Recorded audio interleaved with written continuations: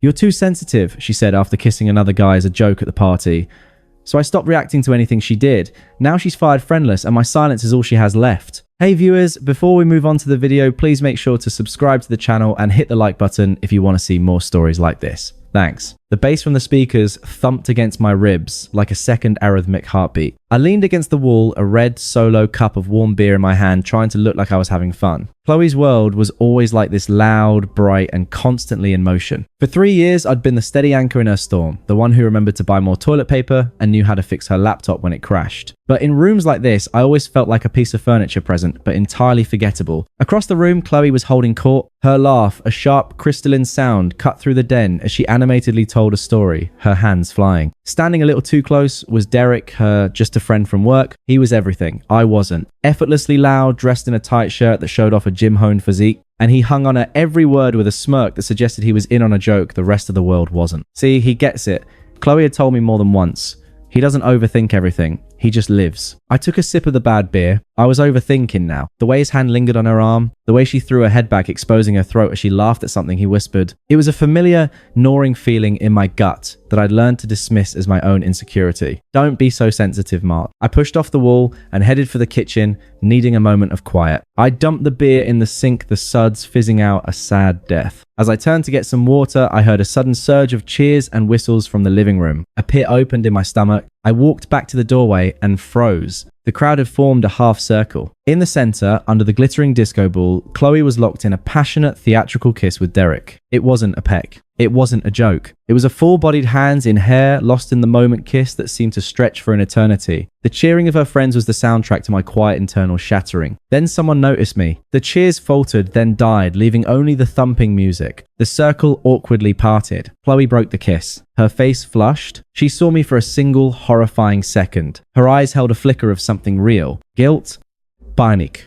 Then it was gone, replaced by a performative, nervous laugh. "Oh my god, Mark." She giggled, waving a hand dismissively, as if shooing a fly. "Your face. It was a dare. We lost a bet? Lighten up."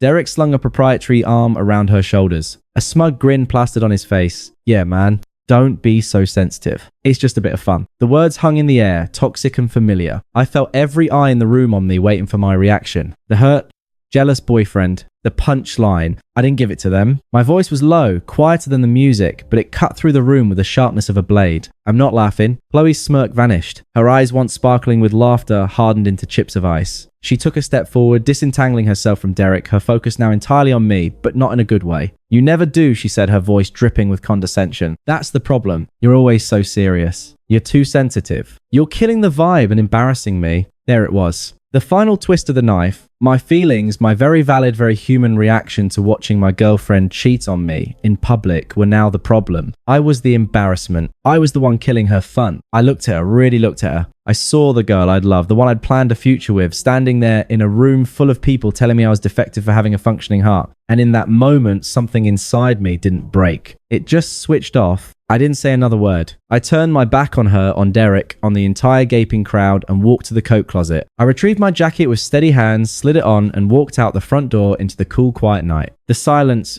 was a blessing. The drive home was conducted in a vacuum. I didn't turn on the radio. I didn't scream. I just drove, my mind perfectly, terrifyingly blank. I was sitting on our living room couch in the dark when she got home hours later. The only light came from the street lamp outside, painting long skeletal shadows across the floor. I heard her key fumble in the lock, her steps unsteady as she kicked off her heels. "Mark," she called out, her voice slurry from drink. "Are you sulking in the dark like a vampire?" She flipped the light switch, blinking in the sudden brightness. She was still riding the high from the party defensive and ready for a fight. She expected tears. She expected yelling. She was prepared to win an argument about my fragility. I just sat there looking at her. "Are you seriously still on about this?" She sighed, dropping her purse on the floor with a thud. "It was nothing. You are blowing this so far out of proportion. It's insane."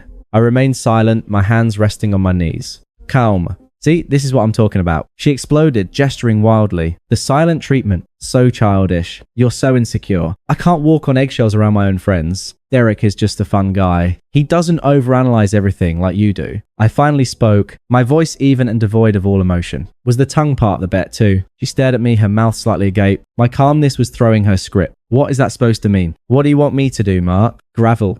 It was a joke. You're right, I said. A triumphant, vindicated look flashed across her face. Finally, you see, you shouldn't have to walk on eggshells. I continued, cutting her off. And I shouldn't have to explain why watching my girlfriend kiss another man is hurtful. This isn't a negotiation about my feelings. They're not wrong. The triumph on her face curdled into confusion, then frustration. So what? You're breaking up with me over a joke. You're that fragile. I didn't answer. I stood up, and for a second I saw a flicker of fear in her eyes. She thought I might hit her or finally break down. Instead, I walked past her down the hall to the spare bedroom and closed the door. The soft, definitive click of the latch was louder than any scream. The conversation was over. The relationship was over. Inside the room, the composure held. I didn't cry. I didn't punch the wall. I took out my phone. My thumb hovered over her name in my contacts. Every fiber of my being, every sensitive part she had mocked, screamed to text her to beg to try and make her understand the pain. My fingers trembled as I typed out a furious, heartbroken paragraph. How could you, I love you.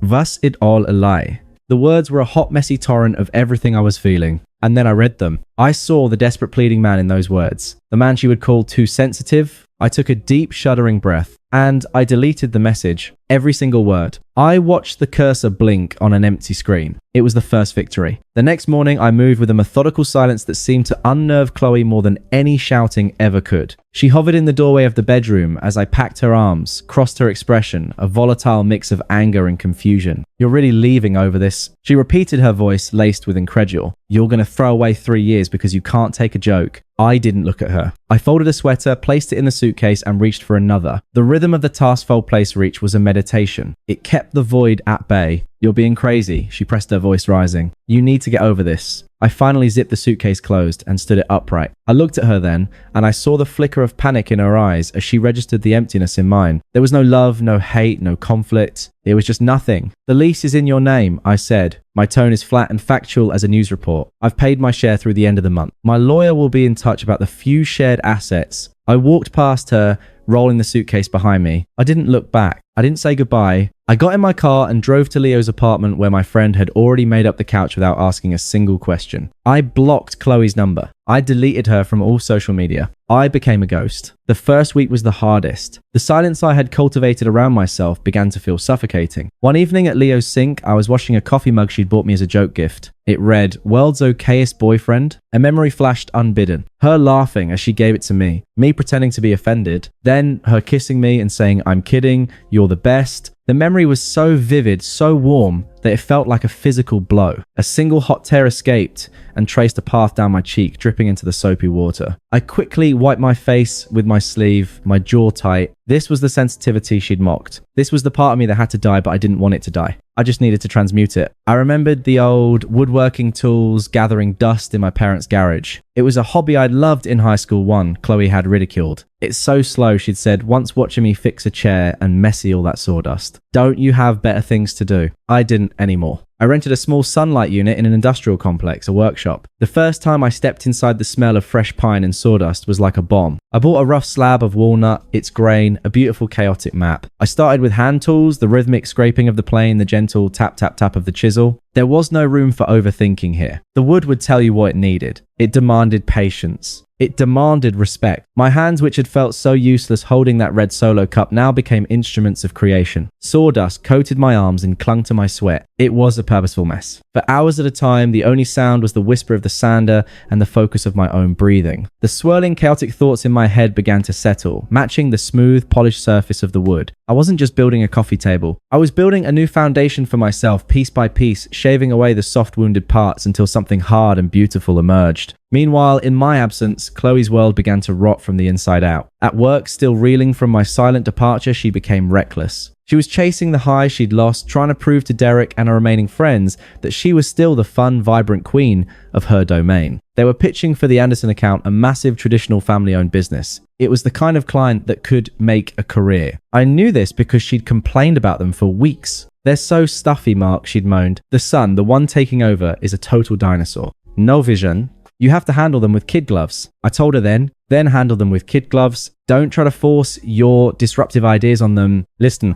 She'd rolled her eyes. "Don't be so sensitive. It's just corporate politics." Now, in a bar after work, trying to impress Derek and a few colleagues, she let her guard down. Flushed with cocktails and the need to be the center of attention, she started to gossip. "The Anderson presentation is in the bag," she boasted, leaning into Derek. The old man is senile and the son is a pushover. We're going to pitch the rebel campaign. They'll hate it, but we'll talk them into it. They don't have a choice. We have all the data. She then divulged a key piece of their strategy, a confidential pricing model and a perceived weakness in the Anderson family's internal dynamics that they plan to exploit. It was the kind of insider information that was not just unprofessional, but dangerously so. She dismissed the worried look from a junior colleague with a wave.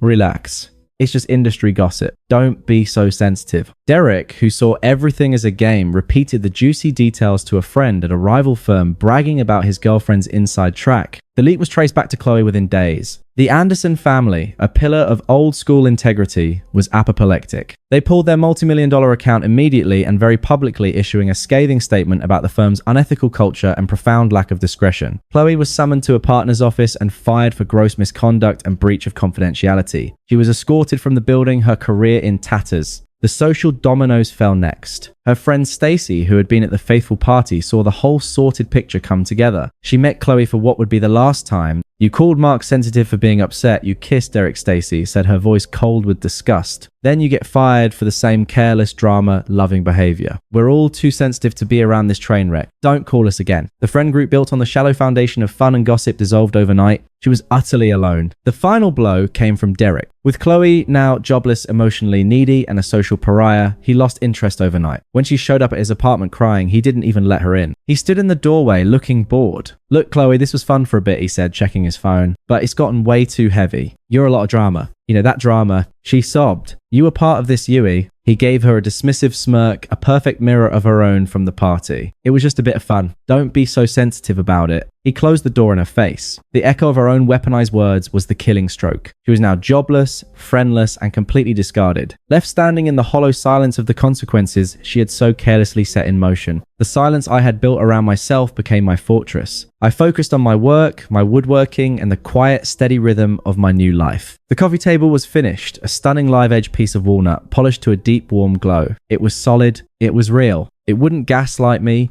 or call me names. Then the first breach in the walls came. A text from an unknown number, but I knew it was her. Unknown number. 11:34.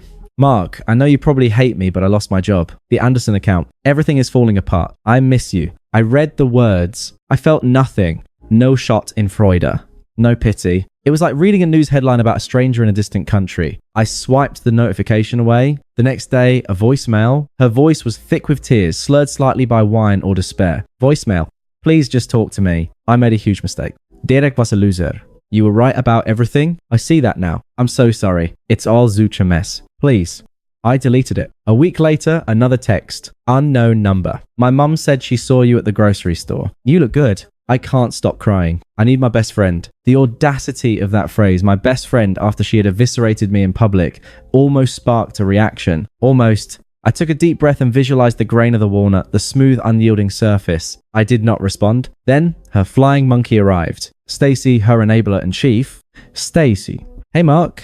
I know what she did was messed up, but she's really suffering. Can't you find it in your heart to forgive her? She's learned her lesson. This time, I did reply. It was the only response any of them would get. I typed out a single unambiguous sentence. Mark, do not contact me again. The silence that followed was brief, and it was the calm before the storm. The real Chloe, the one hidden beneath the performative tears, finally emerged. The text came in a rapid, furious volley. Unknown number. Fine, I get it. Unknown number, you're just a cold, heartless bastard. Unknown number, you're happy about this, aren't you? You're enjoying watching me suffer. Unknown number, you're just using this as an excuse because you're too weak to handle a real woman with a personality. There they were, her true colors blazing in high-definition fury. She wasn't sorry for what she did. She was sorry she was facing consequences. I wasn't a person to her. I was an audience for her performance. And I'd committed the ultimate sin of walking out of the theater. I screenshotted the messages, saved them in a folder labeled closure, and blocked the number. The fortress walls were now impenetrable. The invitation to Leo's gallery opening was a welcome distraction. It was a small, sophisticated affair for a local sculptor he represented. The air was clean, smelling of white wine and stone dust, a world away from sticky floors and cheap beer. I stood with Sarah, the landscape architect I'd been seeing for a few months. We'd met at a park where I was sketching furniture ideas. She was studying the topography for a project. She was quite observant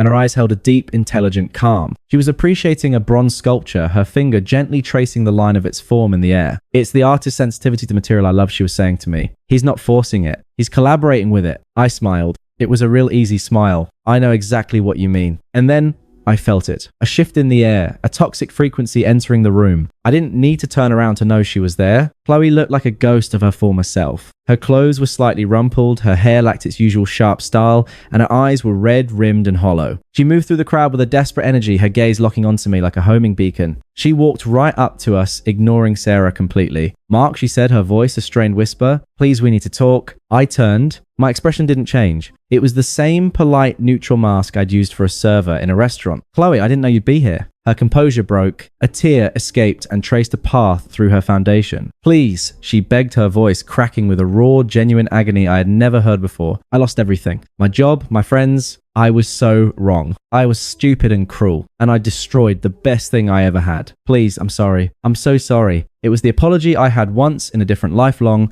to hear. Now it was just sound. It held no weight, no power over me. I looked at her for a long, quiet moment, letting her hang in the silence of her own desperation. The entire room seemed to have faded away. "I appreciate you saying that," I said, my voice calm and even. "Truly."